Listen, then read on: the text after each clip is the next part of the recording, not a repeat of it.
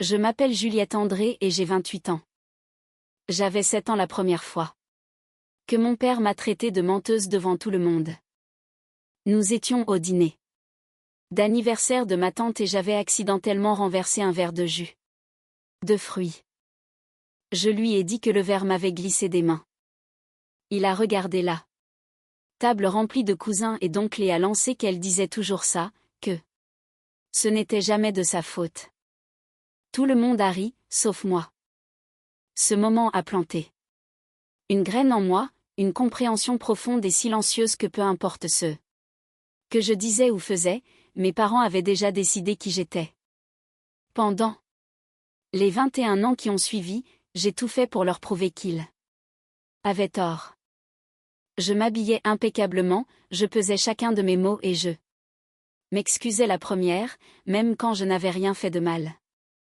Je me suis transformée en une personne méconnaissable juste pour gagner une version de leur amour qui restait toujours hors de portée. Puis j'ai rencontré Clément Roche. Il avait 31 ans, c'était un ingénieur en génie civil avec des mains sûres et un cœur encore plus solide. Nous nous sommes rencontrés lors d'une soirée de bienfaisance sur un toit terrasse à Paris il y a 3 ans. Il accompagnait un collègue et j'étais là pour un client. Il a renversé son verre sur ma veste.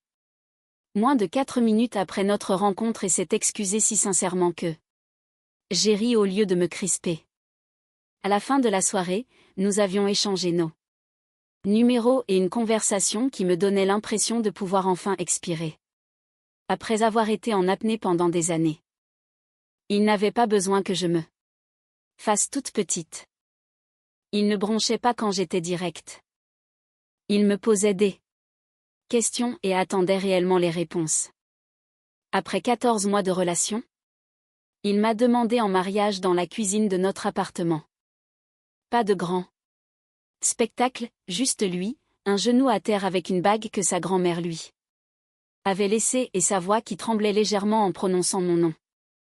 J'ai dit oui avant même qu'il ne finisse sa phrase. Nous avons fixé le mariage à un samedi de la fin septembre. Le dîner de veille de mariage était prévu le vendredi soir dans un salon privé d'un restaurant appelé l'Écrin. Il y avait des bougies partout. Nos proches étaient réunis pour célébrer ce que j'avais attendu toute ma vie, le sentiment d'avoir enfin été choisi. Mes parents n'avaient jamais aimé Clément. Mon père, Léonard André, pensait qu'il était trop effacé. Trop mesuré, pas assez impressionnant selon les critères de réussite sociale. Qu'il gardait en tête comme un registre comptable. Ma mère, Béatrice, souriait en face de Clément mais murmurait des critiques à son sujet dès qu'il quittait la pièce. J'avais appris à garder mes distances avec leurs opinions depuis des années, j'avais appris à les filtrer. Mais 14 jours avant mon mariage, ils ont fait quelque chose que je ne pouvais pas filtrer. Clément m'a appelé un mardi après-midi et sa voix était différente. Pas en colère, mais prudente.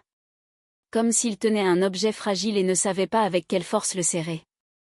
Il m'a dit que mes parents étaient allés le voir à son bureau. Sans me prévenir. Sans avertissement, il s'était assis face à lui pour lui dire que j'avais été enceinte à 22 ans, que j'avais donné naissance à un enfant et que j'avais abandonné ce bébé, que j'étais partie sans jamais regarder en arrière. Mon père avait utilisé le mot bâtard. Ma mère avait murmuré cela comme une confidence intime en lui disant de ne pas me laisser le piéger lui aussi. Clément n'a pas crié, il ne m'a pas accusé. Il m'a juste demandé calmement s'il y avait quelque chose que je devais lui dire. Je me suis assise dans ma voiture dans un parking souterrain, le téléphone pressé contre l'oreille, et j'ai senti le sol de ma poitrine s'effondrer car il y avait effectivement eu un enfant, mais l'histoire n'avait rien à voir avec ce que mes parents lui avaient raconté. Quand j'avais 22 ans, j'étais en couple avec un homme nommé Sébastien Collin. Il était plus âgé, charmant d'une manière qui n'était en fait que du contrôle déguisé. Sous un beau costume Je suis tombée enceinte et j'étais terrifiée. Sébastien n'a pas été tendre.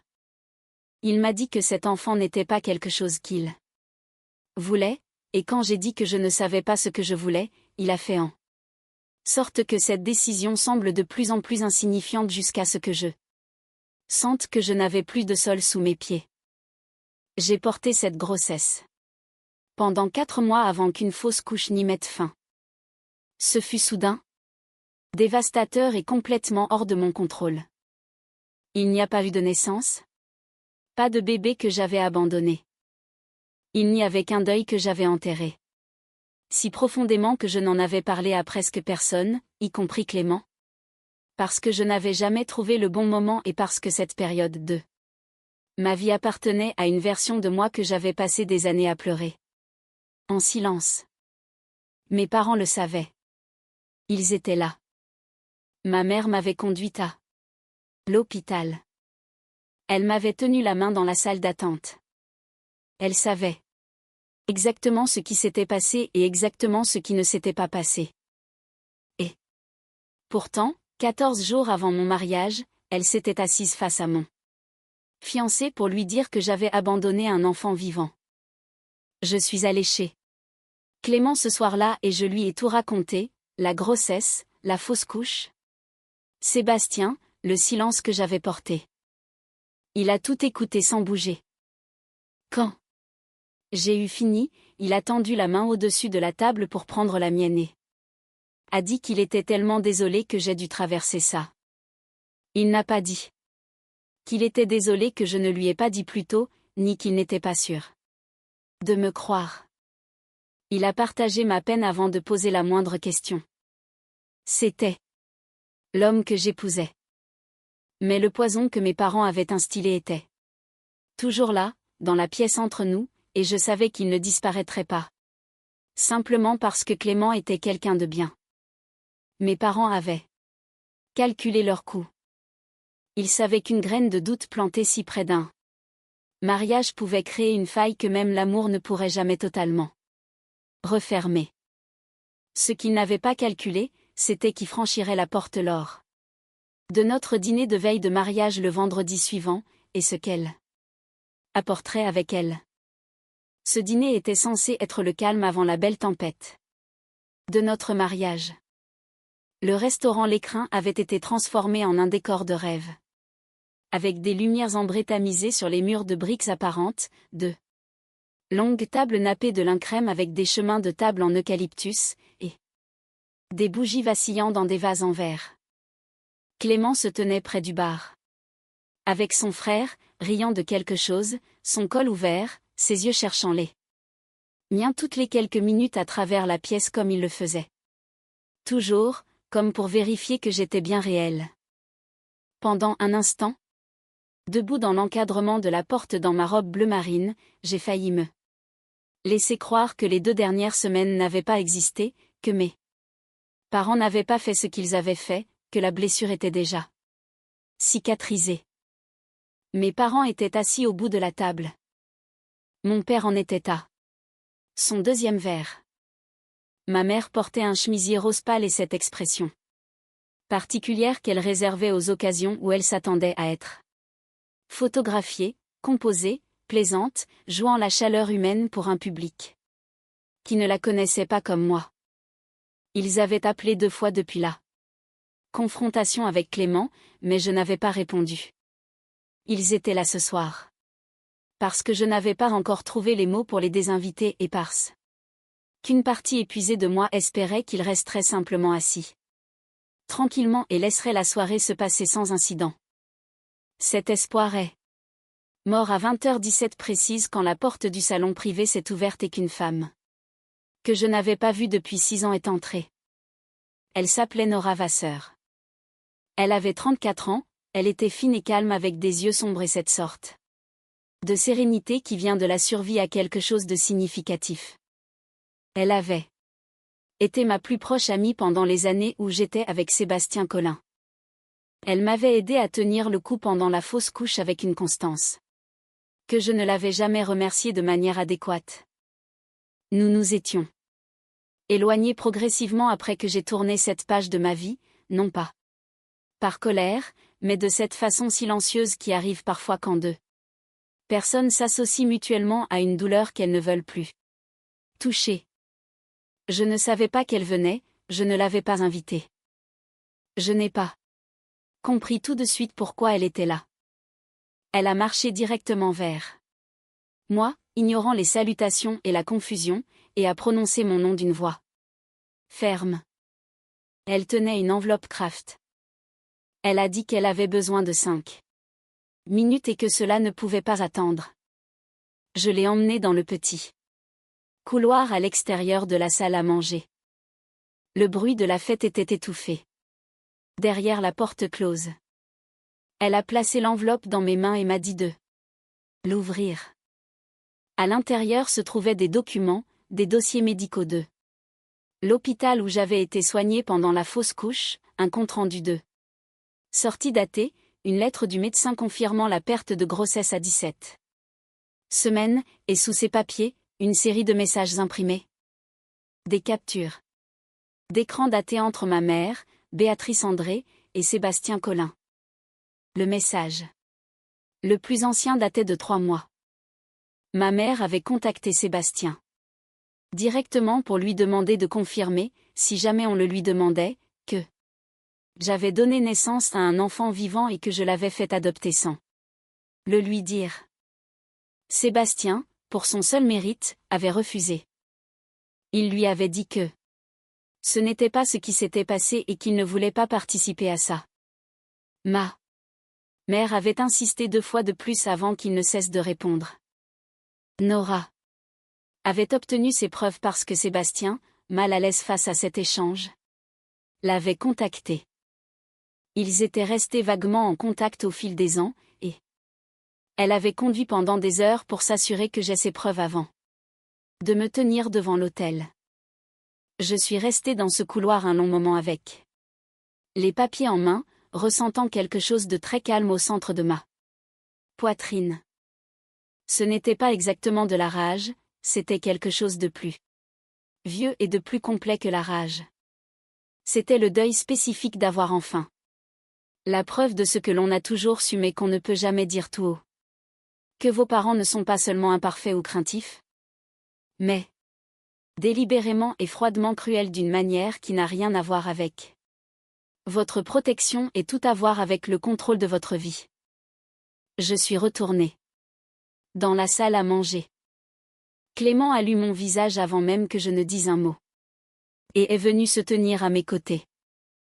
J'ai posé l'enveloppe sur la table devant mon père et ma mère, devant nos invités, devant les bougies et l'eucalyptus et cette magnifique pièce qui ne devait contenir que de la joie. Je n'ai pas élevé la voix. J'avais passé trop d'années à crier dans des pièces vides pour gâcher le calme que j'avais enfin construit.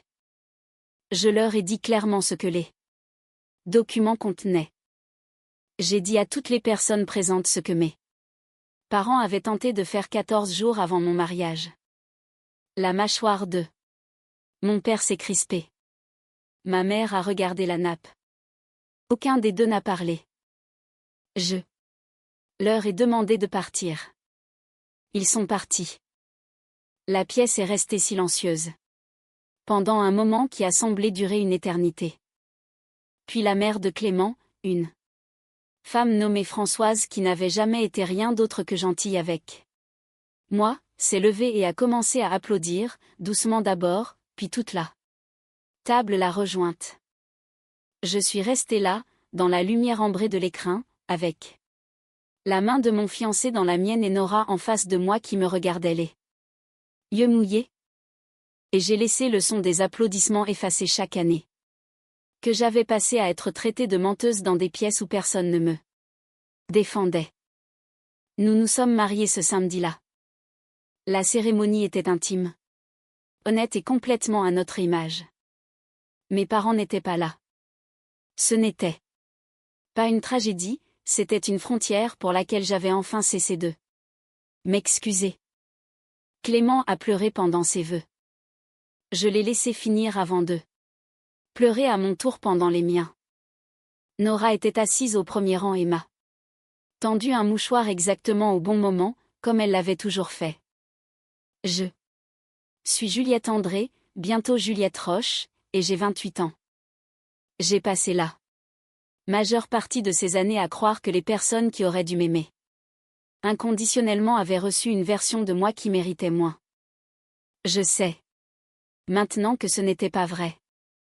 Certaines personnes ne cessent pas de vous contrôler parce qu'elles changent, elles s'arrêtent parce que vous finissez par vous mettre hors de leur portée et que vous construisez quelque chose de si solide et de si réel que leurs paroles n'ont plus de mur sur lequel ricocher. Si cette histoire a résonné en vous, si vous vous êtes déjà retrouvé dans une pièce où quelqu'un réécrivait votre vérité sans que personne ne prenne votre défense, je veux que vous sachiez que ce dîner n'est pas la fin de votre histoire. Parfois, c'est exactement là que votre véritable vie commence. Si cette histoire vous a touché, n'hésitez pas à vous abonner à cette chaîne. Chaque histoire que nous racontons est destinée à quelqu'un qui avait besoin de l'entendre. Aujourd'hui, cliquez sur le bouton d'abonnement, activez les notifications et revenez pour la prochaine, car les meilleurs chapitres sont encore à venir.